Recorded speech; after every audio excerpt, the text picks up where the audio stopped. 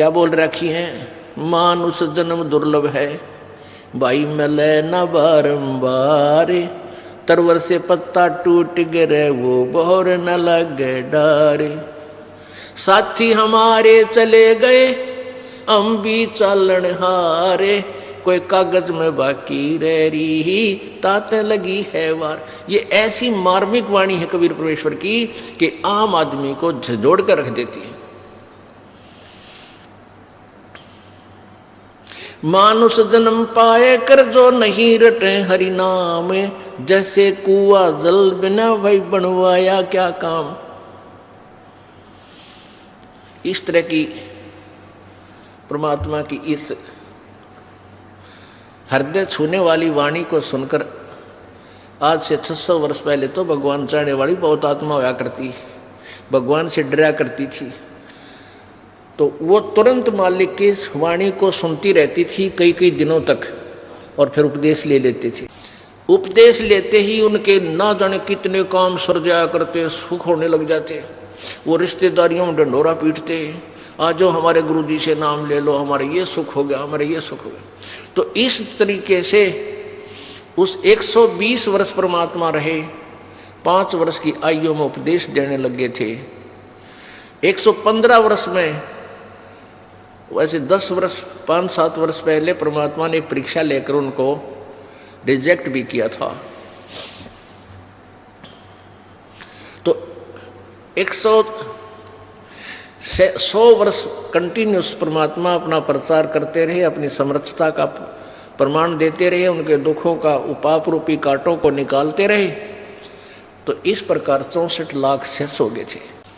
तो वो 64 लाख शेष परमात्मा ने देखा कि ये पार होने योग्य हैं या नहीं।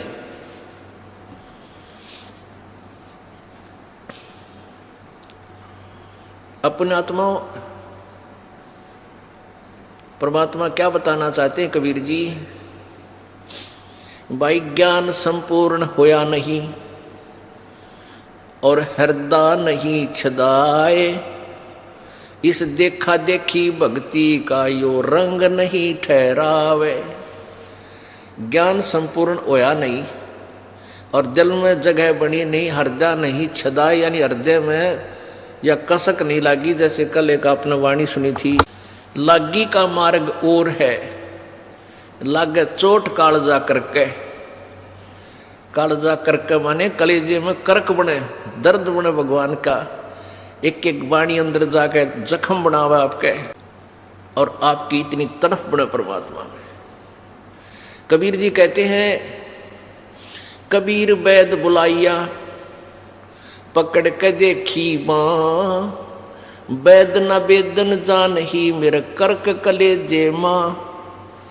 यानी जो भक्त होगा उसकी क्या स्थिति बन जाती है, परमात्मा की ये वाणी झंझोड़ कर रख देती है, और दिन रात अपना दैनिक काम करता हुआ भी उन्मुन सा रहता है, जैसे इसका कि मैं खो गया हो, ना कभी विशेष हंसता, ना गणे गप्पे मारता। तो ऐसे व्यक्ति को घर वाले चिंतित हो जाते हैं उसको देखकर।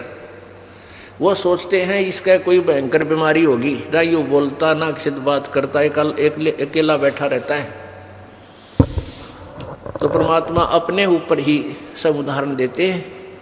आप पे आरती, आप पे साजे, आप पे किंगर, आप पे बाजे, आप पे ताल झां जनकारा, आप नचे आप देखन हारा। कहे कबीर ऐसी आरती गाऊं, आप पा मध्य आप समाऊं। अपने ऊपर उदाहरण देकर हमें समझाते हैं। कबीरा वैद बुलाइया पकड़ के देखी बाँ, वैद न वेदन जाने ही मेरी कर्क कलेजे माँ। वैद ने बोला इसका कोई बीमारी को ना, उसने नाड़ी पकड़ के देखी। कहते वेद, यो वैद मेरे दर्द ने कैसे जान सके, मेरे तक कलेजे में कर्क हो रही है भगवान की चाह में, भगवान के लिए।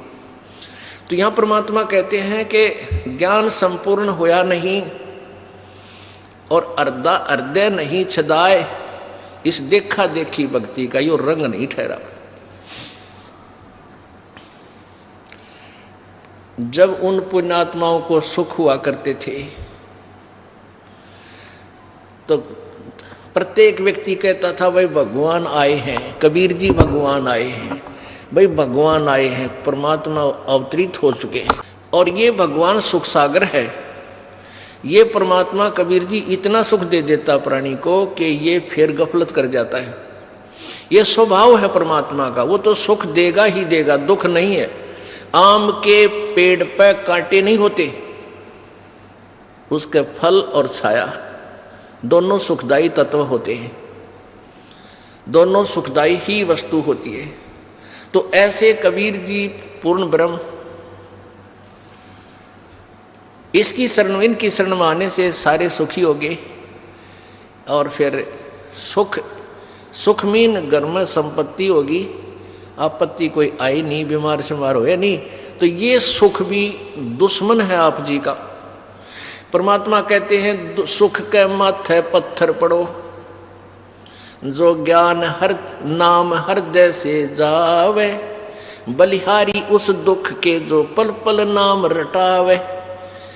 कबीर परमेश्वर जी कहते हैं, उदाहरण देते हैं कि आग लगे से सुख के, जिस तक भगवान की भूल पड़े, और हे बलिहारी इस दुख के, हे परमात्मा ऐसा दुख दिए रखना जिसे तेरी याद बनी रहे, ऐसा सुख